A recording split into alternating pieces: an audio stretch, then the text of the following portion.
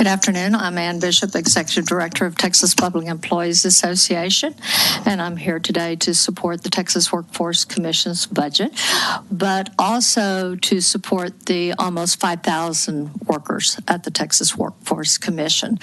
It is no secret that the Texas Workforce Commission does wonderful jobs and wonderful programs and also leads by example. And you probably know some of that because some of you probably were volunteered during the pandemic to answer phones.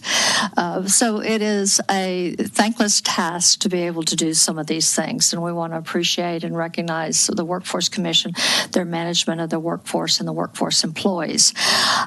Turnover is not necessarily high at all state agencies, and this is an example of an agency that does not have overall turnover that's high. That's in part because they have 5,000 employees.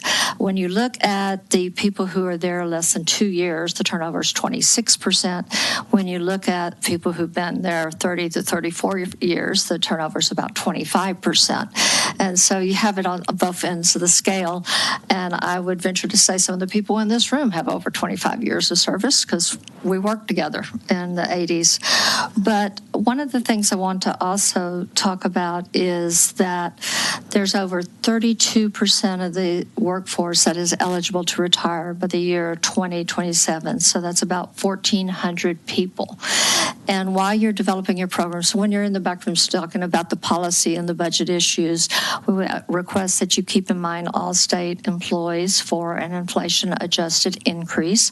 The last inflation-adjusted increase was September 1st, 2014, and that was fiscal year 2015, which since that time, the purchasing power of those dollars have decreased to 27%. And it's no secret that the Workforce Commission is talking to employers about offering competitive wages, and we need to do the same for our workforce. One other thing that I'd like to point out is that, granted, the Workforce Commission didn't need, and not all state agencies need or desire to ask for an exceptional item for salary, but that doesn't mean the need's not there. Those things are dictated by the size of the agency, the method of finance of the agencies, whether they're federal fund agencies, whether they're general revenue agency, fee agencies, and a lot of other factors go into it. But I will say that in your consideration, if you just looked at the people who specifically asked for targeted or pay raises in their LAR, that's a short-term solution. A 2019 LBB report looked at the overview of the effectiveness of targeted pay raises, and what they concluded in the report that even though the legislature has used targeted pay raises to address turnover and equity issues among state employees, in most of these cases, the pay increases were associated with a short-term decrease in turnover rates.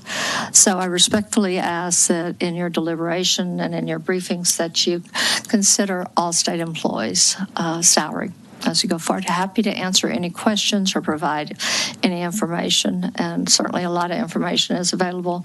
Wonderful information on the LBB as well as the State Auditor's Office websites.